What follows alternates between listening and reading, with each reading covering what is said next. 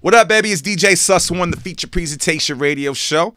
Snoop Dogg's in the building. What's poppin', my brother? Top selector #1, Snoop Lion. Boop, boop, boop, boop. Yeah, man. What's poppin', bro? How What's you doing? happening with it, loco? Chilling, my G. So, you got to play Yeah, with Tamar Braxton. yeah. Talk about it. And then you always see the success, but you don't see the struggle and the hustle and the Yeah. grit and the grime and the backbone, which is the wife or the girlfriend that's supporting you through the whole system. So you get a chance to see, a character that's played like my wife.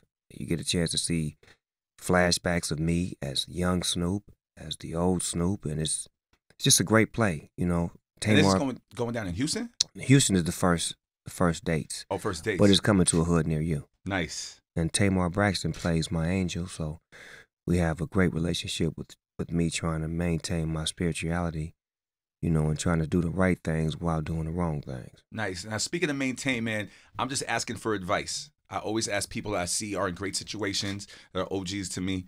How do you maintain a marriage and a relationship in this industry, bro? I can't even make a relationship work longer than fucking 2 months.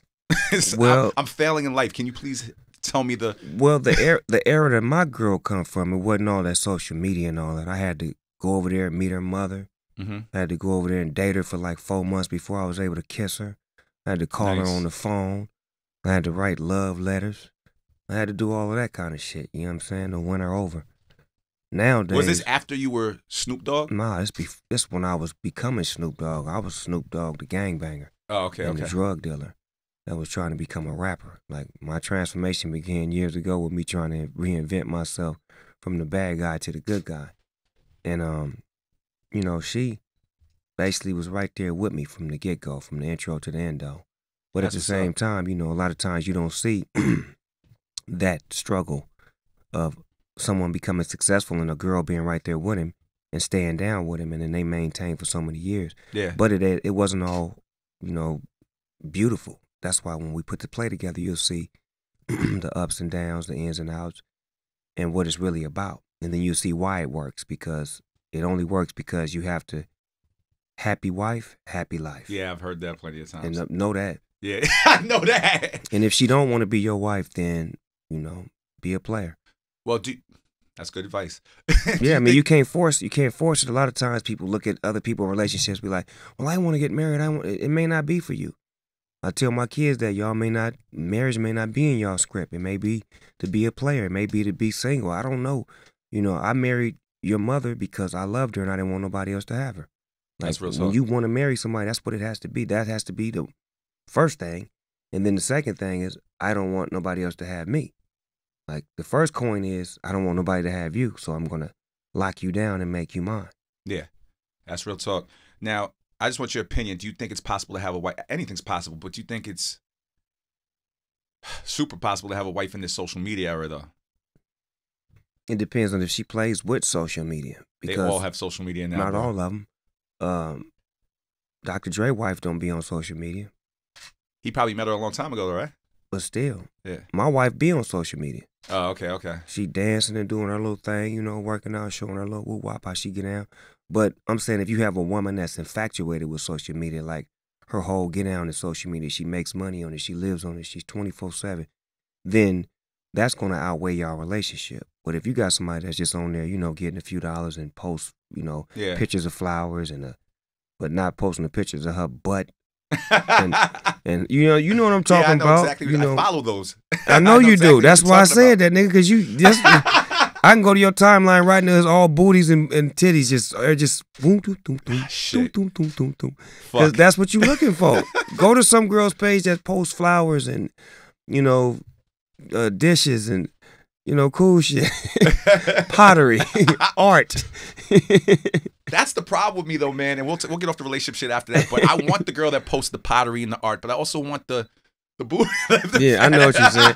What you really want is you want a freak in the bed, but a lady in the streets. Yeah, exactly. And a lot of times this social media reverses it. It helps you become more of a freak in the public eye because that's more attractive. But if you really look deep in social media, it's a lot of women on there that are classy, that don't show nothing, that maintain their stability as far as being women. And like, I'm not going to expose myself until you get with me. All right, so not through my phone. I'm gonna click on hashtag pottery or hashtag library. I'm gonna find these A bitches. librarian. All right, more advice from the OG. Snoop Dogg's in the building, by the way, if you just tuned in. Say that. So you got a cookbook. Uh-huh. Did it drop? No, it's coming out in October. It's called From Crook to Cook. Nice. 10 recipes put together by yours truly. You know what I'm saying? We even got some shrimp. We even got some lobster thermidor. We got steaks and chicken wings with potato chips. I mean, I heard macaroni and cheese and all the stuff I like. It's a fun-filled book. And here was the advice part. I'm one of the fattest people to ever do it.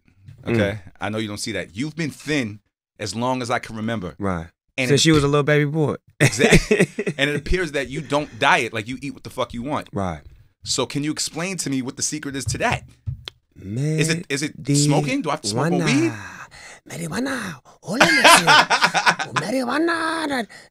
But when you smoke, you get the munchies. Yeah, you do. You do. But my metabolism is high, and I'm real athletic. I like doing things. I'm never sitting in one spot for too long. I've always been a busybody. You know what I'm saying? From the time I could get outside and play, I was playing football, basketball, running track, jumping gates, stealing out of liquor stores, stealing Halloween bags from kids that was younger than me. Just doing it all, just trying to stay moving. So when I became a grown man and I seen that my weight wouldn't go up or down, it just would stay the same. It just would stay the same, and I couldn't understand it. Yeah. And everybody in my family would get fat or get this or get that, but mine would stay the same. So I just kept eating what I was eating and doing what I was doing, and it's working. Fuck.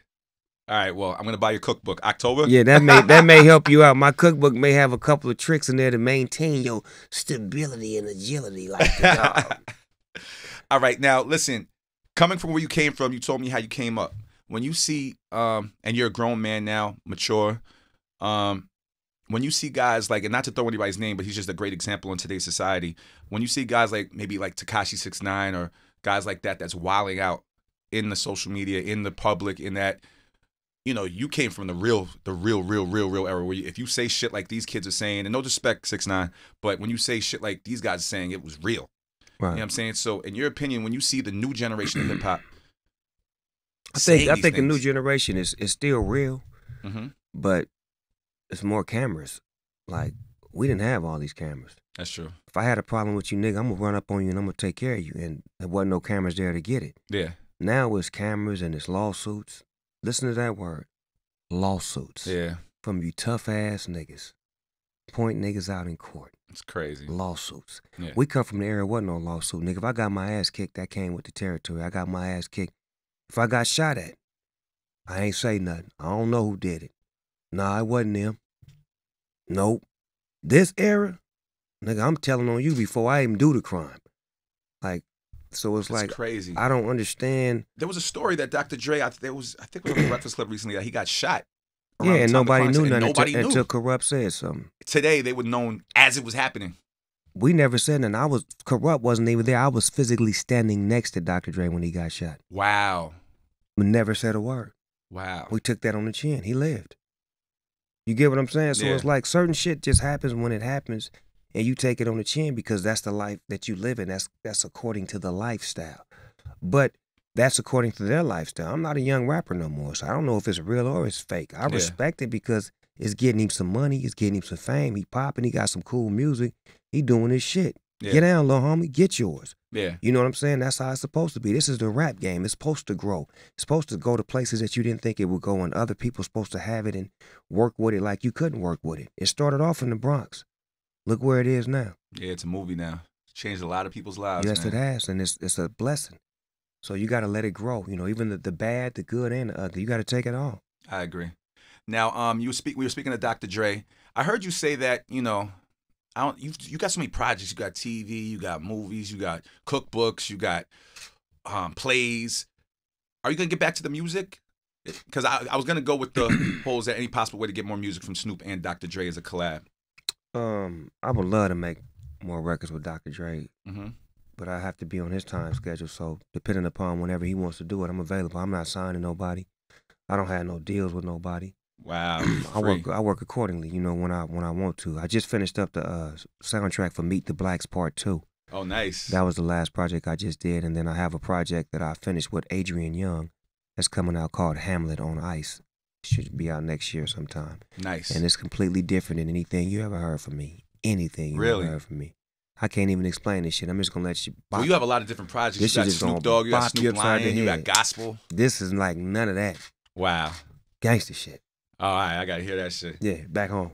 All right, I gotta hear that shit. Now, I had a hip hop conversation with one of my friends. I know you and 50 are cool. Y'all did a lot of things together. But we were having a conversation of hip hop and best albums in hip hop of all time. Mm-hmm. I was living in Europe for 1 year, randomly when I was young, and Doggy Style was out. It's the biggest thing on planet Earth. I'm sure you're aware. Get Rich or Die Trying. One of the biggest. I think people compare those two albums a lot because out the gate, that was your first album, that was his first album. In your opinion, what was the big? How do I say this, man? In your opinion, what was the bigger album? It's not for about hip-hop? it's not about bigger. This is what it's about. 50 Cent told me out of his mouth Yeah. he studied Doggy Style thoroughly Nice. before he did Get Rich or Die Trying. So that says it all right there, that me putting the foundation, just like Dr. Dre and DOC and them put the foundation down for me. Yeah. There's Yeah. got to always be somebody to show you how to do it, and then you do it your own special way.